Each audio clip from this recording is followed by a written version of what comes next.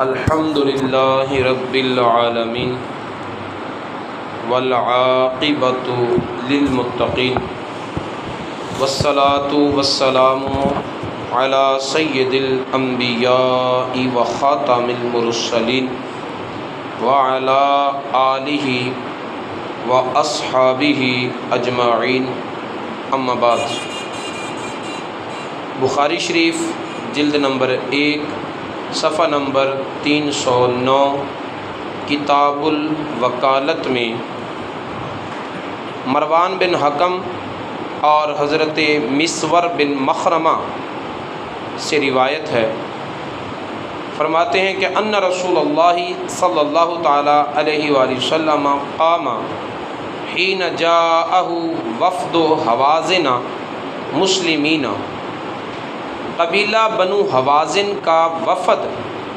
مسلمان ہو کر جب رسول اللہ صلی اللہ علیہ وسلم کی بارگاہ میں حاضر ہوا۔ کب ہوا؟ 8 ہجری کو مکہ فتح ہوا، اور فتح مکہ کے بعد 5 شوال کو نبی پاک صلی اللہ علیہ وسلم نے حنین کے موقع پر قبیلہ بنو حوازن پر حملہ کیا، ان سے جہاد کیا۔ یہ قبیلہ حوازن کے لوگ جو تھے وہ نبی پاک صلی اللہ علیہ وسلم کا مقابلہ نہ کر سکے، بھاگ گئے۔ عورتیں اور بچے ان کے غلام بنا لیے گئے، مال مویشی اور ان کے جو مال غنیمت تھا وہ سارا مسلمانوں کے ہاتھ لگا۔ طائف کے قریب نبی پاک صلی اللہ علیہ وسلم نے چند دن تک ان کا انتظار کیا کہ وہ لوگ آئیں گے تو اگر وہ توبہ کر لیں، اسلام کی طرف آ جائیں تو ان کا مال انہیں واپس کر دیا جائے، لیکن وہ لوگ اس دوران نہ پہنچے۔ جب وہ نہ پہنچے تو نبی پاک صلی اللہ علیہ وسلم نے وہ مال غنیمت جو تھا، غلام، لونڈیاں، مال مویشی، اونٹ، بکریاں، گائیں، اس کے علاوہ سونا چاندی، وہ تمام مجاہدین میں تقسیم کر دیا۔ جب رسول اللہ صلی اللہ علیہ وسلم نے تقسیم کر دیا تو پھر قبیلہ بنو حوازن کا وفد نبی پاک صلی اللہ علیہ وسلم کے پاس آیا مسلمان ہو کر، فَسَأَلُوهُ أَن يَرُدَّ إِلَيْهِمْ أَمْوَالَهُمْ وَصَبْيَهُمْ، انہوں نے نبی پاک صلی اللہ علیہ وسلم کی بارگاہ میں سوال کیا کہ ان کے مال اور ان کے غلام جو بنا لیے گئے ہیں، عورتیں، بچے، انہیں وہ واپس کر دیے جائیں۔ فقال لهم رسول اللہ صلی اللہ تعالیٰ علیہ وسلم احب الحدیث الی اصدقہ، رسول اللہ صلی اللہ علیہ وسلم نے فرمایا کہ میرے نزدیک سب سے پسندیدہ بات وہ ہے جو سچی ہو، منہ رکھنے کے لیے بات نہ کی جائے، حقیقت کے مطابق بات کی جائے۔ فاختاروا احدى الطائفتين اما الصبي واما المال وقد كنت استانيت بهم وقد كان رسول الله صلی اللہ علیہ وسلم انتظرهم 12 ليلة حين قفل من الطائف، نبی پاک صلی اللہ علیہ وسلم جب طائف سے واپس آئے تھے تو آپ نے چند راتیں ان کا انتظار کیا۔ رسول اللہ صلی اللہ علیہ وسلم نے فرمایا میں نے تمہارا انتظار کیا، قبیلہ بنو حوازن کے لوگوں کا میں نے انتظار کیا، انتظار کے بعد تقسیم کیا۔ اب تمہیں دونوں چیزیں نہیں مل سکتی، یا غلام آزاد کروا لو یا اپنا مال واپس لے لو، دو میں سے ایک چیز ملے گی، دونوں نہیں ملیں گی۔ فلما تبین لهم ان رسول اللہ صلی اللہ علیہ وسلم غیر راد الیہم الا احدى الطائفتین، جب انہیں یقین ہو گیا نا اس بات کا کہ رسول اللہ صلی اللہ علیہ وسلم دونوں چیزیں نہیں دیں گے، ایک چیز دیں گے، تو انہوں نے کہا قالوا فإنا نختار صبینا، کہ ہم اپنے غلاموں کو آزاد کروانا پسند کریں گے، مال رکھ لیں، ہمارے غلام ہمیں واپس کر دیں۔ فقام رسول اللہ صلی اللہ علیہ وسلم فی المسلمین، اب نبی پاک صلی اللہ علیہ وسلم مسلمانوں میں کھڑے ہوئے اور خطاب فرمانے لگے۔ آپ نے خطاب میں ارشاد فرمایا فَأَثْنَى عَلَى اللَّهِ بِمَا هُوَ أَهْلُهُ، اللہ تعالیٰ کے رسول نے اللہ تعالیٰ کی حمد و ثنا ایسے کی جس حمد و ثنا کا اللہ تعالیٰ حق رکھتا ہے۔ ثم قال، پھر فرمایا اما بعد فإن إخوانكم هؤلاء قد جاءونا تائبین، تمہارے یہ بھائی توبہ کرنے والے بن کر، تائب ہو کر ہمارے پاس آ گئے ہیں۔ جاءنا، جاؤنا، ہمارے پاس آ گئے۔ اس میں اشارہ ہے کہ اللہ تعالیٰ فرماتا ہے کہ محبوب اپنی جانوں پر ظلم کرنے والے تیرے پاس آ جائیں، میں بھی انہیں معاف کر دیتا ہوں۔ جب تیرے پاس آ کے اپنے گناہوں کی معافی مانگے، تو سفارش کر دے تو میں بھی معاف کر دیتا ہوں۔ تو رسول اللہ صلی اللہ علیہ وسلم نے یہ لفظ بول کر صحابہ کرام کو تلمیح کے طریقے پر اشارہ کیا کہ کوئی میرے پاس آ جائے تو اللہ تعالیٰ بھی معاف کر دیتا ہے۔ اب یہ لوگ ہمارے پاس آ گئے ہیں۔ آگے رسول اللہ صلی اللہ علیہ وسلم کا جملہ بڑا قابل توجہ ہے۔ فرمایا وَإِنِّي قَدْ رَأَيْتُ أَنْ أَرُدَّ إِلَيْهِمْ سَبْيَهُمْ، بے شک میرا ارادہ یہ ہے، میری رائے یہ ہے کہ ان کے غلام انہیں واپس کر دیے جائیں۔ میری رائے یہ ہے کہ میں ان کے غلام انہیں واپس کر دوں، یعنی اللہ کا حکم نہیں ہے، میری رائے ہے، سراسر یہ میرا اپنا ارادہ ہے۔ فَمَنْ أَحَبَّ مِنْكُمْ أَنْ يُطَيِّبَ بِذَلِكَ فَلْيَفْعَلْ، جو کوئی خوشی کے ساتھ ان غلاموں کو آزاد کرنا چاہتا ہے وہ آزاد کر دے تاکہ ان کے ساتھ واپس بھیج دیے جائیں۔ وَمَنْ أَحَبَّ أَنْ يَكُونَ مِنْكُمْ عَلَى حَظِّهِ، تو جو کوئی اپنے حصے پر باقی رہنا چاہتا ہے، انہیں آزاد نہیں کرنا چاہتا، حَتَّى نُعْتِيَهُ إِيَّاهُ مِنْ أَوَّلِ مَا يُفِيءُ اللَّهُ عَلَيْنَا، تو جب اللہ تعالیٰ ہمیں اس کے بعد پہلا مال غنیمت دے گا، یعنی اب کے بعد جو بھی مال غنیمت آیا تو پہلے میں ان کا یہ قرضہ ادا کروں گا۔ فَلْيَفْعَلْ، غلام وہ بھی آزاد کر دے، جو قیمتاً دینا چاہتا ہے وہ قیمتاً دے دے، جو قیمتاً نہیں دینا چاہتا، میری خوشی اور میری رضا کے لیے آزاد کرنا چاہتا ہے وہ آزاد کر دے۔ لیکن میں چاہتا ہوں کہ اب یہ مسلمان ہو کر آ گئے ہیں تو ان کے غلام انہیں دے دوں، ان کو واپس کر دوں۔ علماء جانتے ہیں تعقیب مع الوصل کے لیے ہوتا ہے۔ فقال الناس قد طیبنا ذلك یا رسول اللہ لہم، حدیث کا لفظ ہے فقال، تو لوگوں نے کہا۔ تعقیب مع الوصل کے لیے ہوتا ہے، اس کا مطلب یہ ہے کہ انہوں نے دیر نہیں کی، سوچ کر نہیں بتایا۔ ادھر رسول اللہ صلی اللہ علیہ وسلم نے فرمایا میرا ارادہ ہے ان کے غلام ان کو آزاد کر دوں، ادھر صحابہ کرام نے فرمایا یا رسول اللہ آپ کا ارادہ ہے تو پھر دیر کس بات ہے، کر دیں آزاد، ہم اپنا اپنا حصہ واپس کرتے ہیں۔ فقال رسول اللہ صلی اللہ علیہ وسلم انا لا ندری من آذن منکم من فی ذلک ممن لم یأذن، رسول اللہ صلی اللہ علیہ وسلم نے فرمایا ہمیں کیا پتہ، یہ شان کریمی ہے، یہ شان کریمی ہے، ورنہ جس محبوب نے اپنے ان غلاموں کے سینے آپ اپنی نگاہ لطف و کرم سے صاف کیے ہیں، جس محبوب نے خود ان کے سینوں میں تزکیہ اور طہارت بھری ہے، ان کے دلوں میں ایمان داخل کیا ہے، وہ رسول جانتا نہیں کہ میں نے کیسے سپاہی تیار کیے ہیں، کیسے عاشق بنائے، لیکن دنیا کو دکھانے کے لیے فرمایا ہمیں کیا پتہ، کون تم میں سے خوشی خوشی اجازت دے رہا ہے اور کون منہ ملازہ رکھتے ہوئے اپنا حق چھوڑ رہا ہے، اس لیے گھروں کو لوٹ جاؤ، سوچ سمجھ کے جواب دو اپنے اپنے سرداروں کو، تمہارے سردار آ کر مجھے بتائیں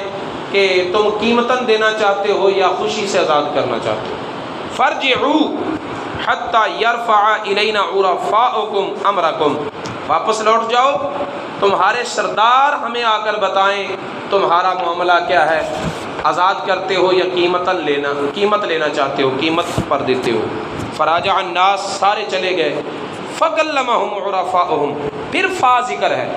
انہوں نے گھر جا کر اپنے کام کاج میں مصروف نہیں ہو گئے کہ جب بات ٹائم ملے گا تو سوچ لیں سمجھ لیں، گھر والوں سے مشورہ کر لیں، پھر جا کر اپنے سرداروں سے بات کریں گے۔ واپس آئے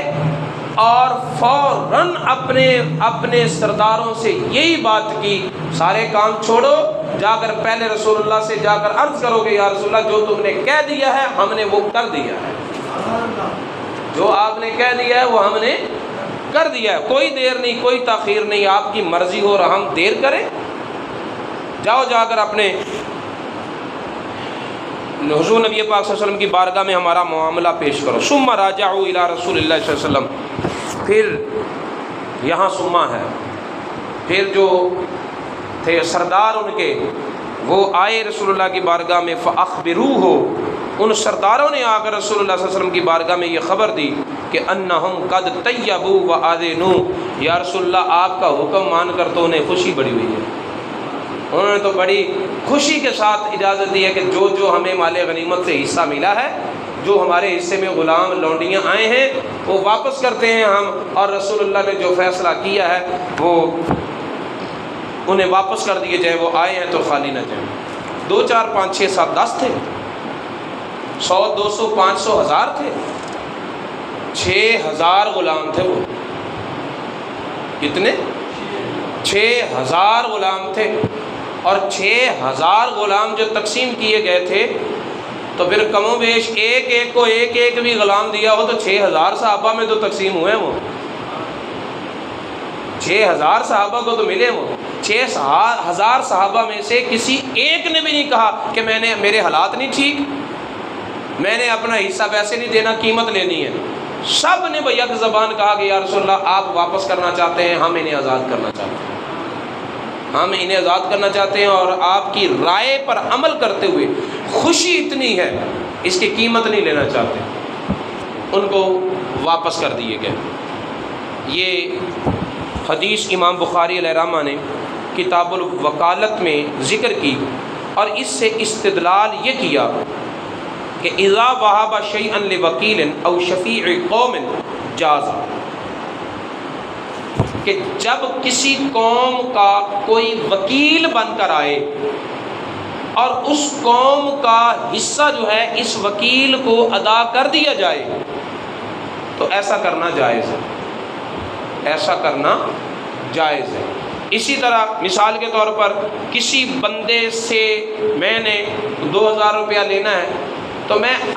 خود جانے کی بجائے اپنا کوئی آدمی بھیجتا ہوں، یعنی وکیل بنا کر کہ جا فلاں سے 2000 روپیہ لیا، وہ میرے بھیجے ہوئے آدمی کو ادا کر دے تو اس کا مطلب ہے ادائیگی ہو گئی، وہ بری و ذمہ ہو گیا،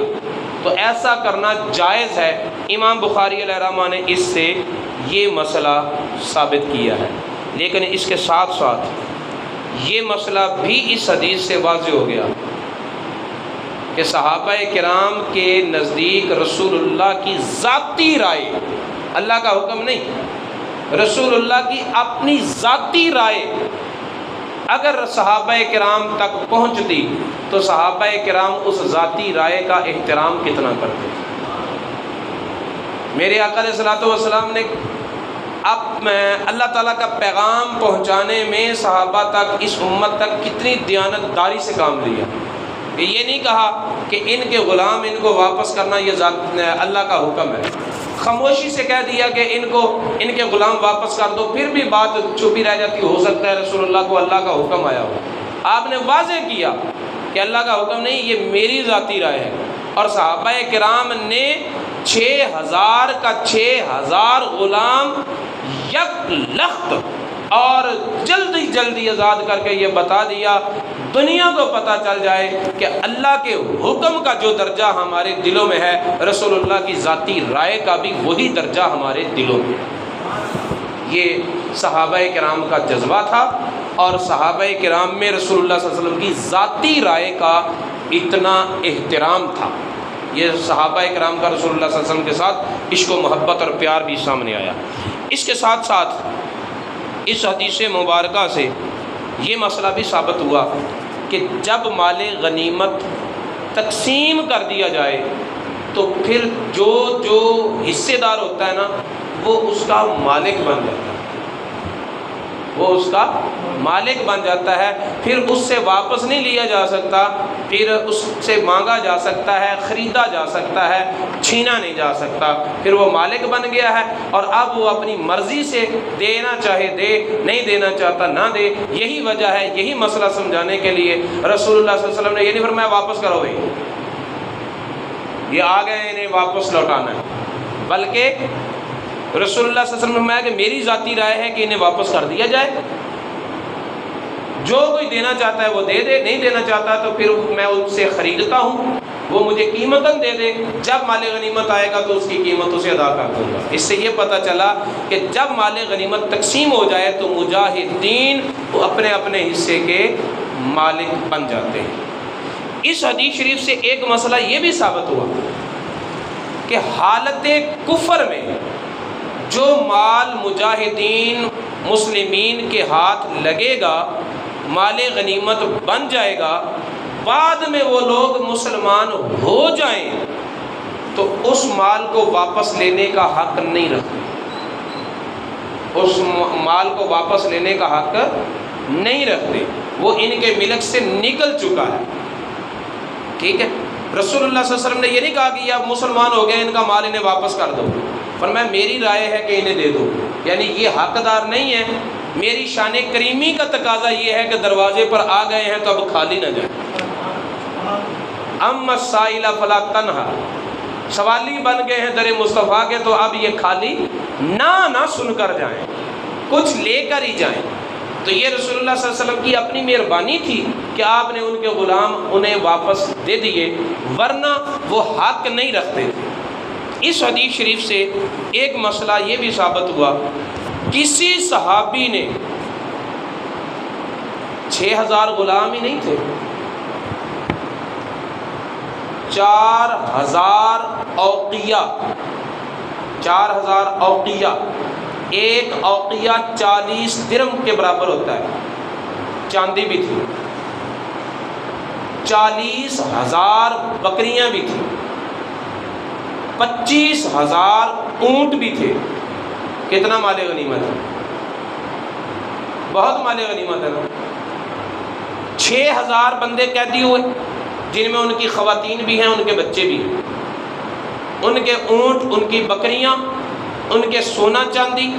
سارے کے سارے قبضہ میں ہو گئے۔ اب وہ لوگ مسلمان ہو کر، تائب ہو کر رسول اللہ کی بارگاہ میں آئے، نہ رسول اللہ نے یہ کہا صلی اللہ علیہ وسلم، نہ کسی صحابی نے یہ کہا کہ تم تو مجبور ہو کر مسلمان ہو رہے ہو، شوق سے تو ہو ہی نہیں رہے۔ انہیں یہ تانا نہیں دیا کہ تم مجبور ہو کے مسلمان ہو رہے ہو، بے زور ہو گئے ہو، اب تمہارا زور نہیں چلتا اس لیے تم مسلمان ہو رہے ہو، ڈر کے، گھبرا کے، مسلمانوں کے ہاتھوں سے بچنے کے لیے مسلمان ہوئے ہو تم۔ اگر کسی بھی صحابی نے، جب نبی پاک صلی اللہ علیہ وسلم نے حجۃ الوداع کیا ہے نا، اس وقت حجۃ الوداع کے خطبے پر کم و بیش 1,00,000 سے 25,000 صحابہ کرام رسول اللہ کے ساتھ تھے حجۃ الوداع میں۔ یہ بات سمجھا نہیں؟ یہ جو کہتے ہیں نا 5 نعرے 5 تری 1.25 نعرہ حیدری، اس کی حقیقت بھی یہ ہے کہ غدیر خم کے موقع پر جب نبی پاک صلی اللہ علیہ وسلم نے حضرت علی کا ہاتھ پکڑ کر کہا تھا کہ جس کا میں مولا ہوں اس کا علی مولا ہے، تو اس وقت صحابہ کرام کی تعداد 1,25,000 یعنی 1.25 تھی۔ تو یہ نعرہ اس وہاں سے بنا ہے، 5 نعرے 5 تنی 1.25 صحابہ کا نعرہ یہی ہے کہ علی ہمارا مولا ہے۔ 1.25 سے مراد 1.25 صحابہ ہیں،